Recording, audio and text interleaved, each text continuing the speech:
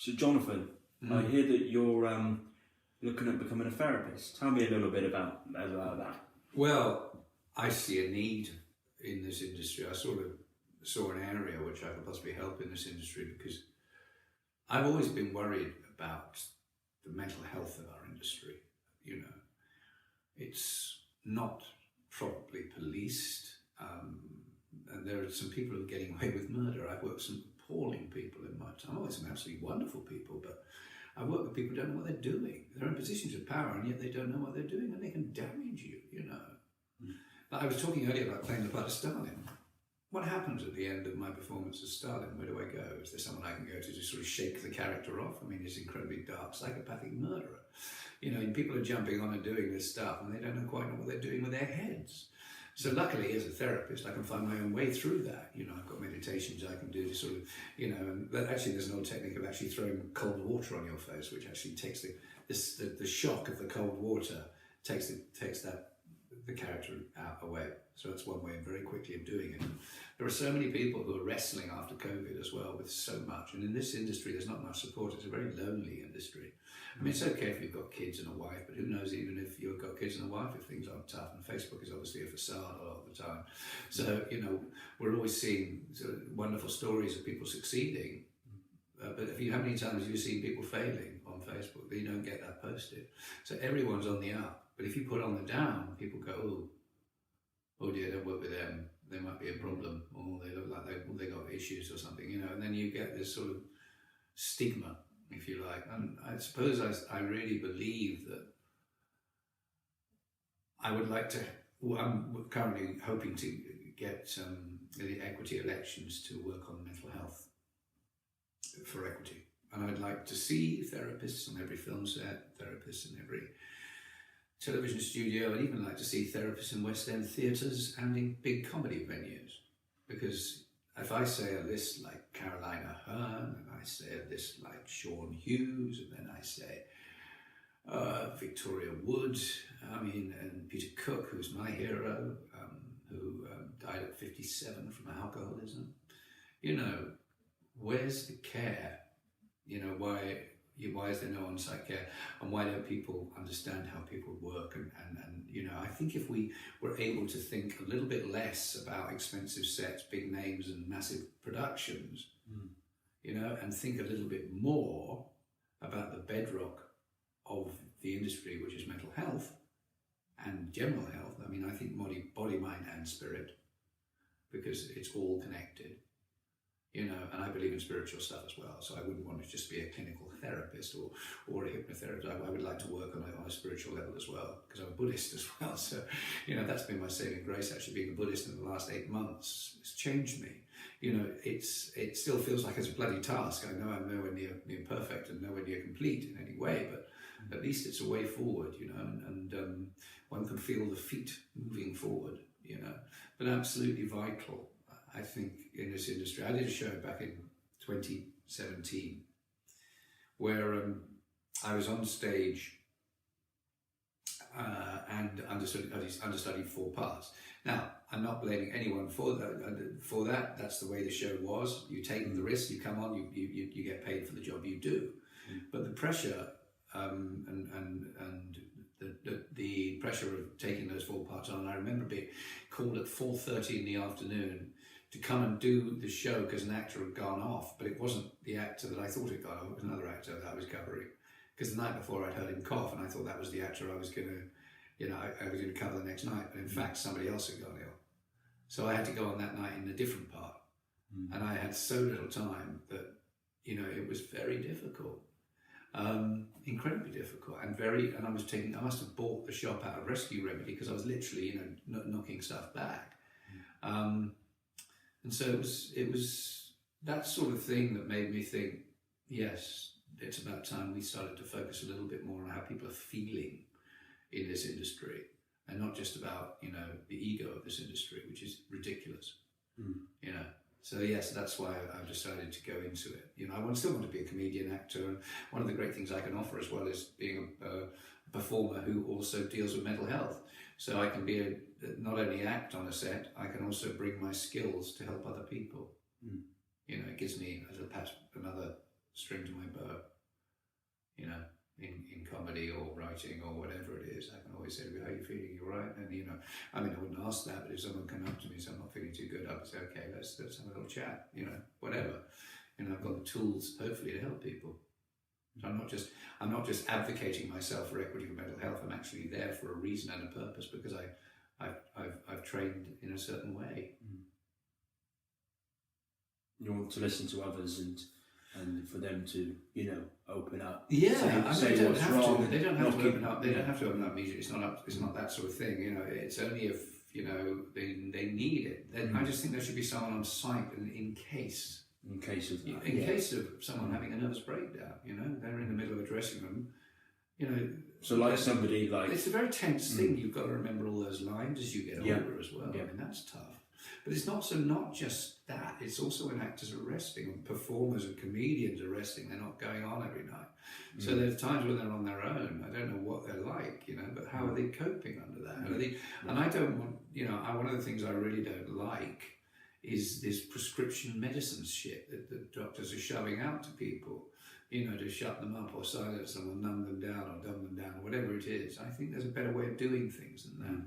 I don't think we need, you know, that's just kind of a placebo, and I don't think that's right. I think we need to focus on the real, you know, actually making people feel better about themselves rather than just dumbing and numbing them, which is, I think it's you know, it's still it hasn't really got an effect because it's still, you're just literally, you know, silencing something, but it doesn't mean it's never going to come back.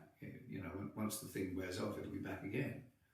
So, you know, it's temporary and it should be permanent. So what kind of therapy are you doing? Well, I'm being trained in different types. There's hypnotherapy, which has got different, I won't go too much into it because people won't know what it is, but there are different ways of hypnotizing people. There are different ways of you know, putting people into trance. And there are different ways of dealing with situations like that. But there's also life coaching and NLP, which is neuro-linguistic programming, which is changing behaviour, if you like, people's behaviours. So I'm doing that, but it's all quite complex, and I'm getting just getting my stuff around it. But luckily last week, I think I got my exam results, and I got a distinction in 2 of my exams, which is my practical and my written, which is really good. I'm quite proud of that. And I've still got to do.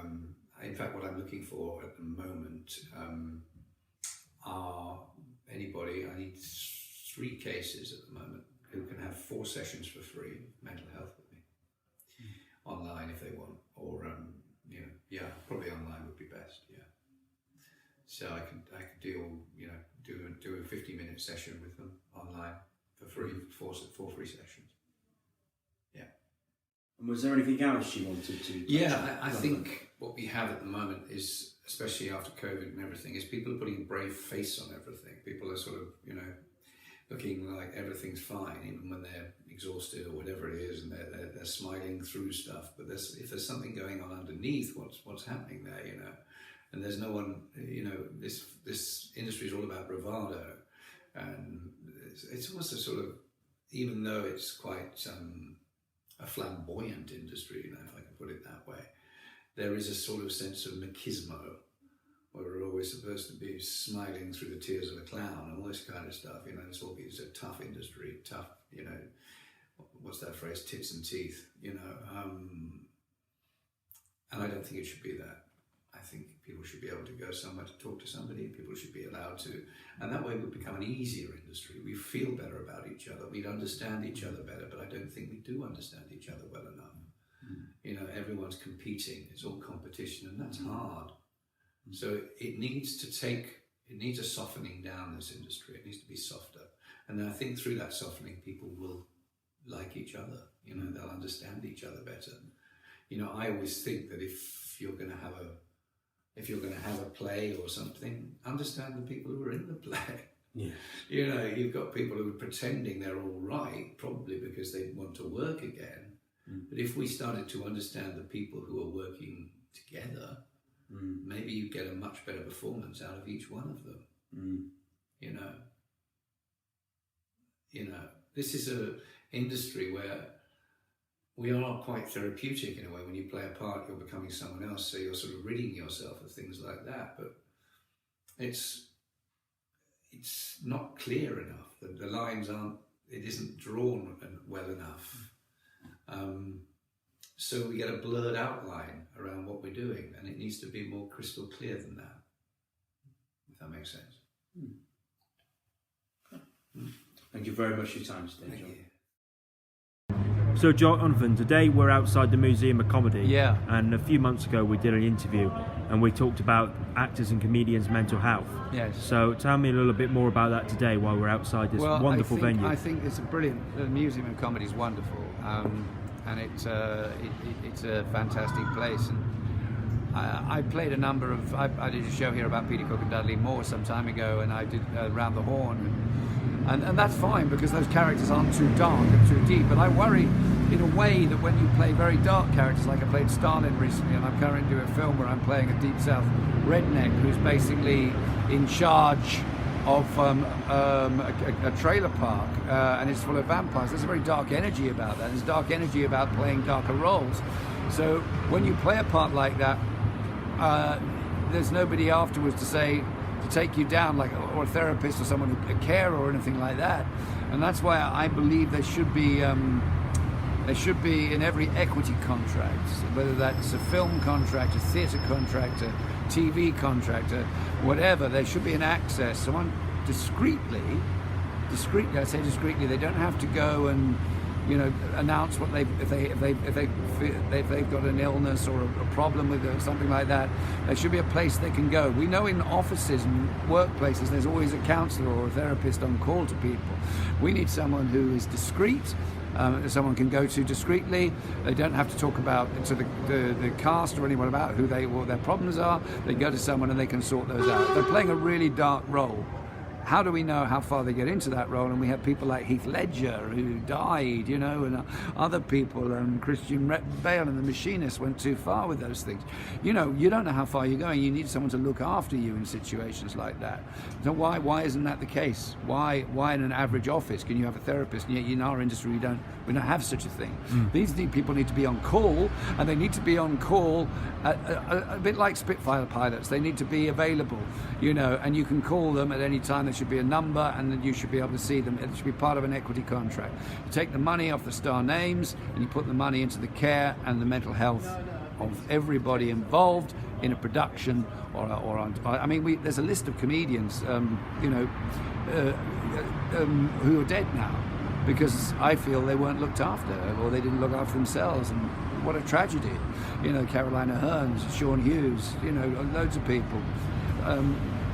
This is a pressurized industry, and we need to look after ourselves and our mental health. This is to all of equity. Aviana and I drafted this, and I'll read it to you. This industry is haphazard and filled with rejection. Actors are often asked to act out emotionally draining scenes with little in the way of aftercare available.